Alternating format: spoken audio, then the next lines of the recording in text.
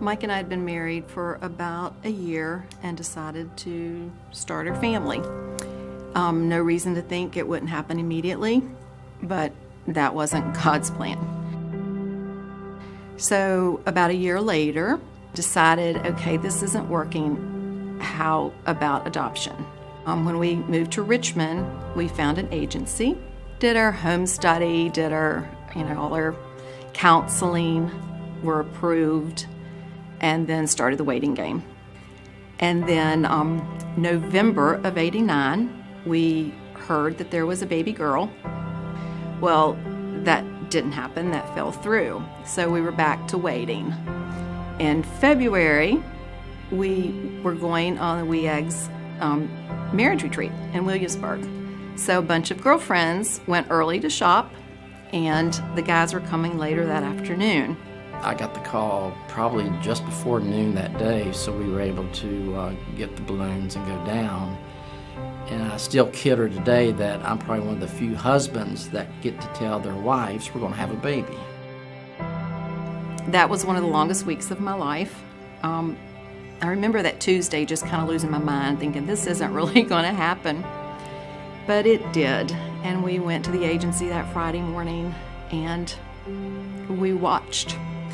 And they walked into the room and they hand me this 3-month-old, perfect little blonde-haired, blue-eyed girl. When you get an adopted child, you think, am I going to instantly feel the bond? Is that going to be my child? Oh my goodness, it is.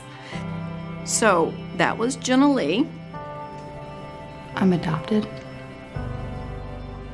Is this how you're telling me?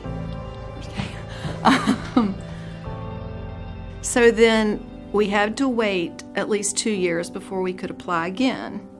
So we decided foreign adoption would be best at that point because it was pretty much a guarantee.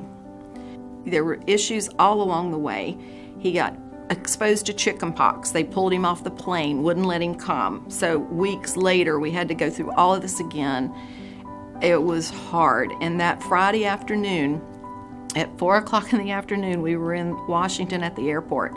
We had my parents, Mike's parents, my sister, my best friend Priscilla, who's my children's godmother, all there waiting. And he was the last baby to be brought up at the plane, the last person coming off. And I knew he wasn't on that plane. And I was a basket case. I thought, where is your trust in the Lord? Because you are a wreck. But the minute they walk off with that child and hand him to me, again, it was, that's my son.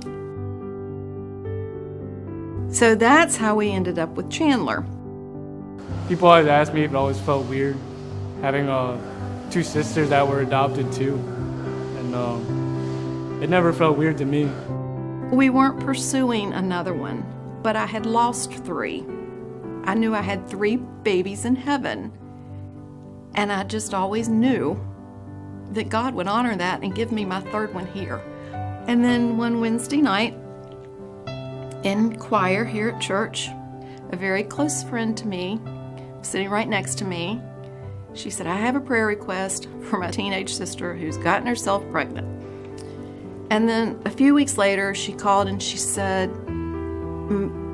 my sister and the boyfriend would like to meet you guys and just see what an adoptive family looks like. They're not thinking adoption, they're not thinking they're going that route, but they just want to see in case. So we met with them. She called me the next day, the birth mother, and she said, we would like for you to take our child. And I remember calling my mom and she was like, don't do this. Please don't do this. You're going to get your heart broken. This is a much different adoption. You've met these people. But we just knew this was right.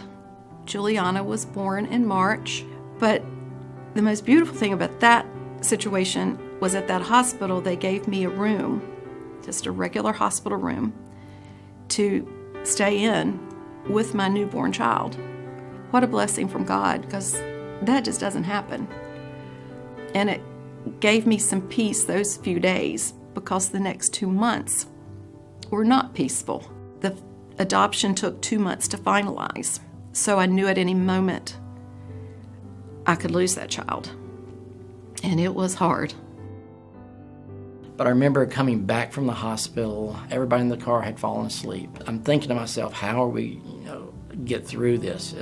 Is this a struggle that we're going to see results with? And coming up on an overpass, somebody had spray painted the words, "Trust Jesus."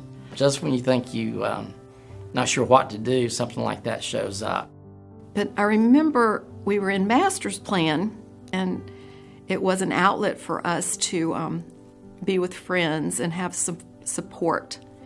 And Bob was so great. He even made a little part that I was on stage holding her, and I would sit downtown in the green room at the Carpenter Center and hold my baby, knowing they're not going to walk in here, they're not going to take her. Then after the 2 months, we went to court and everything was smooth. When I told people I was adopted, they were either really excited about it or really confused by it, so I loved explaining it and I thought I was cool. I don't know, I don't know any different, so it's hard to say whether I felt different or not because that's just what I knew, so that's just how it was. I am blessed to have been adopted. I think my life is a lot better than it would have been had I stayed with my biological family, even though I love them very much. And I ended up in the right spot. But it was always weird to other people that I guess grew up when everyone's blood, which our family pretty much no one is blood. I always think about where I would be if I wasn't adopted.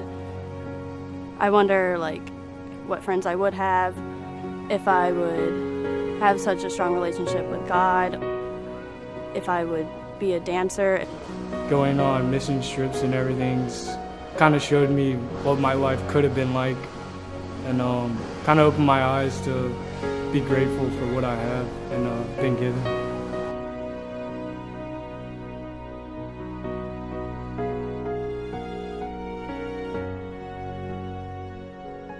At Juliana's graduation party in June, her birth parents were there, and they sat together with Juliana and looked through all of her school books, her baby book, and I remember looking over at them and thinking, wow, we've done something right. I'm Gina Dalton, and this is my husband Mike, and this is our family.